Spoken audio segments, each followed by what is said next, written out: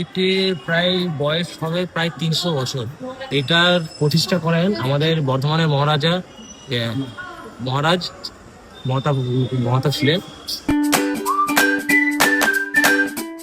হ্যাঁ guys, welcome to my channel. আমি কার্তিক, আর আজ আমি এসেছি বর্ধমান সর্বমঙ্গলা মন্দির। আমার সাথে যে কারেন্ট, এই যে দেখো একটা নতুন বন্ধু আমাদের। চলো মন্দিরের ভেতরে যাওয়া যাক।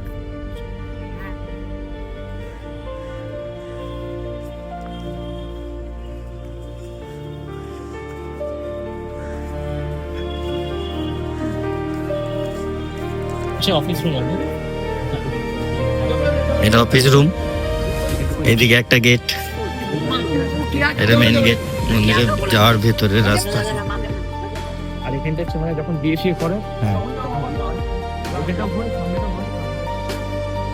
আর এটা এটা যখন বিয়ে আরে হয়, এই জায়গাটাতে বিয়ে হয়, ওইখানে তো হয়। এটা মন্দির।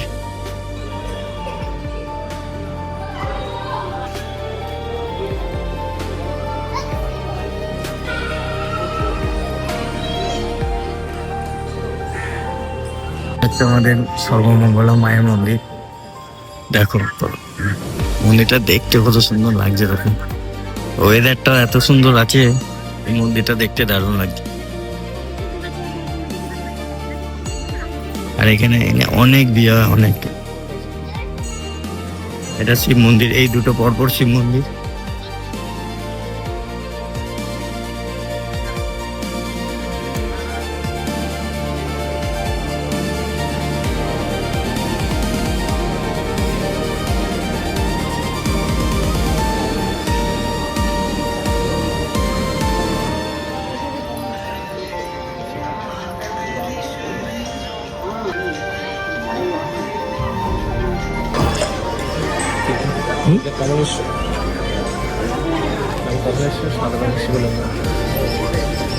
আমাকে গাইড করতে আজকে এই লোকাল বয় বর্ধমানে।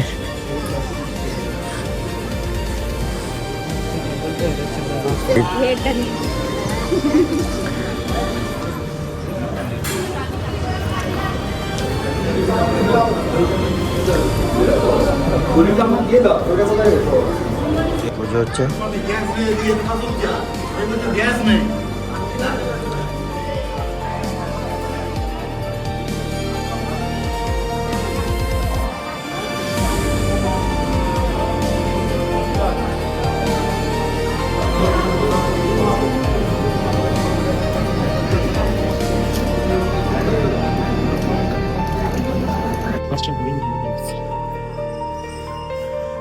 এখানে দুপুরে ভোগ খাওয়া হয়। কি এখানটা দুপুরে ভোগ খাওয়া নেয়, যেহেতু এখন ওয়ার্ডের জন্য এখন গ্যাসে এখন শ্রমিক জন্য এখন ভোগ এখন খাওয়ানো হচ্ছে না, যেহেতু এখন গ্যাস নিয়ে বলে। এটা দুপুরে ভোগ খাওয়ানো এখানে। গ্যাসের জন্য ভোগ এখন খাওয়া যাচ্ছে। পাশে গাড়ি না তোমাদের হয়ে গেছে।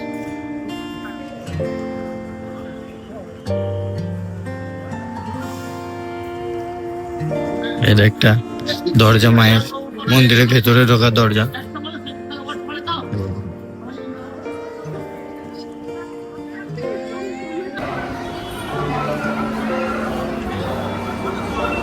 আমাদের কারেন্ট ডিটেলসে বলবে এই মন্দিরটার ব্যাপারে কিছু। চলো তোমরা এখন সেটা শোনো। তো এতক্ষণ তোমরা যে মন্দিরটা দর্শন করলেন, এই মন্দিরটির প্রায় বয়স হবে প্রায় 300 বছর। আচ্ছা, আর এই মন্দিরটা প্রায় দেখে মনে হবে না যে এটা 300 বছর পুরনো, কিন্তু যেহেতু এখন বানানো হয়েছে বলে ভালো করে। এটার প্রতিষ্ঠা করেন এর বর্ধমানের মহারাজা মহারাজ মহাতাব ছিলেন। উনি মানে একজন ছিলেন জেলে, মানে আমাদের পাশে একটা নদী আছে বাঁকা বলে, বাঁকার মধ্যে উনি তখন মাছ ধরতে যান। তখন মাছ ধরতে গিয়ে তখন যখন জালটা ফেলেন, তখন জালের মধ্যে তখন উঠে আসে, তখন দেখে একটা কালো রঙের পাথর উঠে আসে। তখন সেখানে কালো রঙের পাথরটা দেখে তখন জেলে সে মহারাজের কাছে গিয়ে নিয়ে যান, যে বলে যে এটা আমি বাঁকা থেকে পেয়েছি। দিয়ে ওখান থেকে মহারাজ দেখে তখন নাম দিয়েছেন মা সর্বমঙ্গলা বলে প্রতিষ্ঠা করবো এটা। তবে এই সেই থেকে এই মন্দিরটা হচ্ছে 300 বছর পুরনো, 300 বছর পুরনো মন্দির। তবে থেকে আমাদের বর্ধমানে মা সর্বমঙ্গলার প্রতিষ্ঠা হয়েছে। আমরা জানলে কি বটে, মন্দিরটা 300 বছরের পুরনো। আমরা ভাবতে পারছো, দেখে মনে হবে না কিন্তু যে 300 বছরের পুরনো। এত সুন্দর, এখনো চকচক করছে। যেহেতু কাজ হয়, রেগুলারিটি কাজ হতেই থাকে, রং করা হয়, আগের আর দিনে করা হয়। রাজার আমলে মানে অনেকে চেষ্টা হয়েছিল, তখন অনেকটা পুরনো। এই ঘরগুলো দেখলে হয়তো বুঝতে পারবেন যেগুলো অনেক পুরনো, হ্যাঁ, কিন্তু এখন এগুলো এখন রিসেন্টলি বাগানো হয়েছে বলে খুব একটা এখন মনে হচ্ছে। সব রেগুলারিটি কাজ হয়। এই যে যেমন এখন এগুলো সব প্লাস্টার করেছে, দেখো। হ্যাঁ, ভেতরের যত দেওয়াল আছে সব পুরনো, বাইরে গুলো এখন হচ্ছে নতুন করে। এর মধ্যে কাজ হচ্ছে এগুলো। হ্যাঁ, সব কাজ হচ্ছে। চলো আবার দেখো পরের কোন ভিডিওতে। ভিডিও ভালো লাগে থাকলে লাইক, কমেন্ট, শেয়ার করে দেবে। Tata, good night.